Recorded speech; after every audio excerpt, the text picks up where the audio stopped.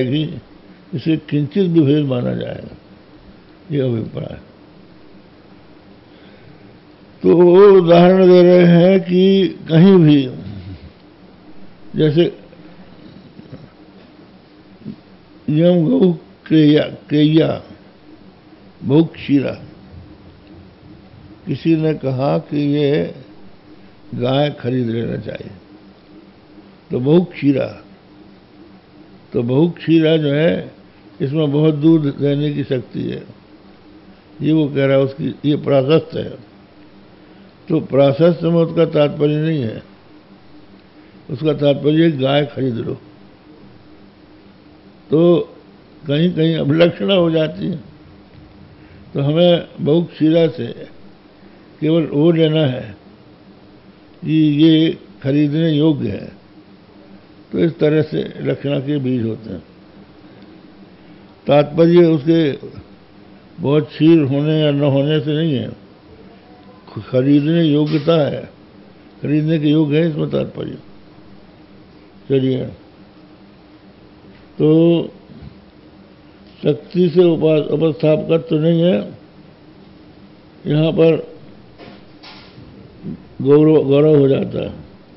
इसी उपक्रमादि अनुरोधे न प्रत्येक द्वय मात्र पर्यवसायी तत्तमसी महावाक्य पदद्वय लक्षण न वृद्धते आवश्यकीता अन्यथा शुद्ध तात्पर्य निर्वाहादि, अन्यथा शुद्ध तात्पर्य अनिर्वाहात इति न्याय सिद्धम अर्थे अनिगमनम तर्कमपि अनुग्राहकमाह। अगर ब्रह्म अद्वितीय है कि अद्वितीय है, महावाक्य के द्वारा भेद का बोध कराता है कि अभेद का बोध कराता है, ये अगर संशय हुआ तो विनिगमना नहीं होगी, ये भी है ये भी है। तो तर्क क्या है, एक पक्ष क्या है,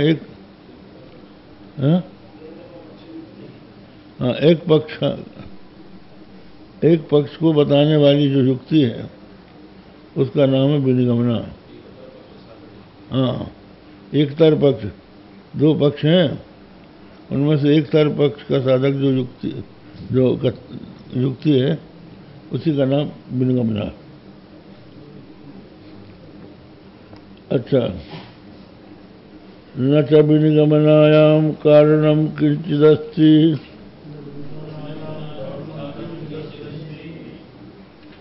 सुटमय पदस्था लक्षणा सच्यतेतः न हि विनिगमनायाम हेत्वभावे कदाचित् क्वचिदपलब्धा सोयमित्यादि वाक्ये न च विनिगमनायाम इति चकारेण युक्तम चकारेण उक्तम न्याय्यम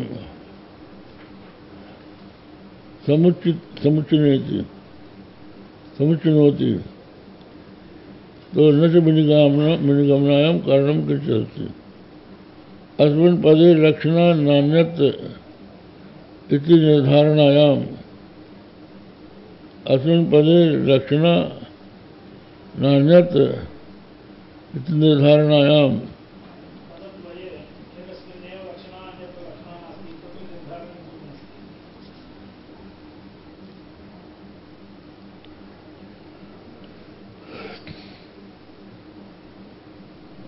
ठीक।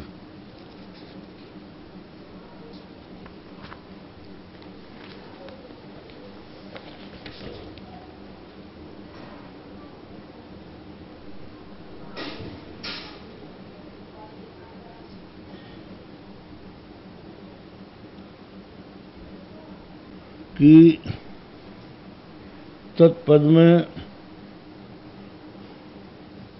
तत्पदार्थ में और तम पदार्थ में दोनों में लक्षणा न करके केवल एक पदार्थ में लक्षणा कर ली जाए।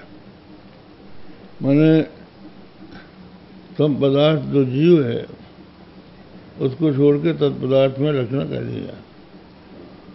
तो प्रश्न ये आया कि तुम पदार्थ में क्यों न की जाए,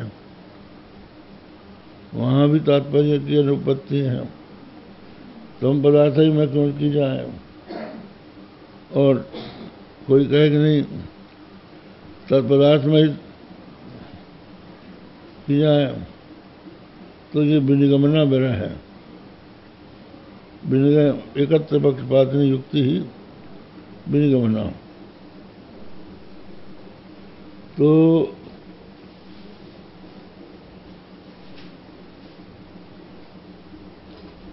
ये कह रहे हैं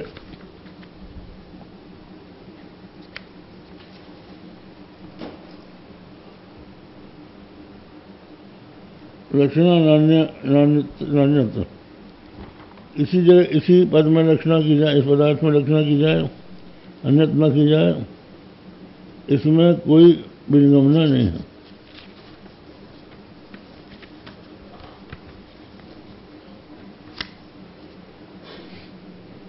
यतो विनिगमनायाम किमपि स्फुटं कारणं नास्ति, अतो उभय वाक्यस्थ इत्यादि संबंध। ये कहते हैं कि अगर कोई ऐसी युक्ति होती कि केवल एक ही पदार्थ में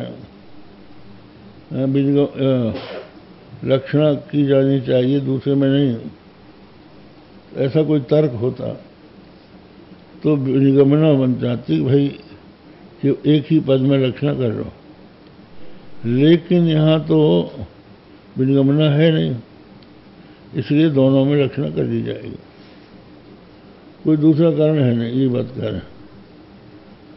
ननु यस्मिन् वाक्ये यत् पदम प्रथम श्रूयते तत्संजात बोधतया प्रबलम स्वार्थनिष्ठम तद्विदोर्थार्थम द्वितीयं तदनुकूलम लक्षिष्यति इति तत्र कारणाभावो असिद्धा इत्यशंक अत्रापि वाक्यार्थम व्यवस्थैव दोषः, वाक्यार्थम अव्यवस्थैव दोषः प्राथम्यादेरपि शाखा भेदेन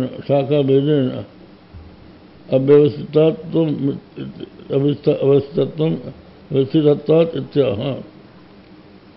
प्रथमचरम भावो निर्णये कारणं चेत्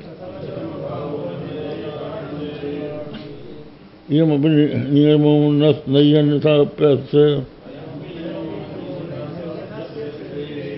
प्रथम पठितमासीत् तत्पदं सामवेदे कर्म पठितमेतद् दृष्टबद्धयुर्वेदे वेदे। पूर्व पक्षी बोला कि विनिगमना है।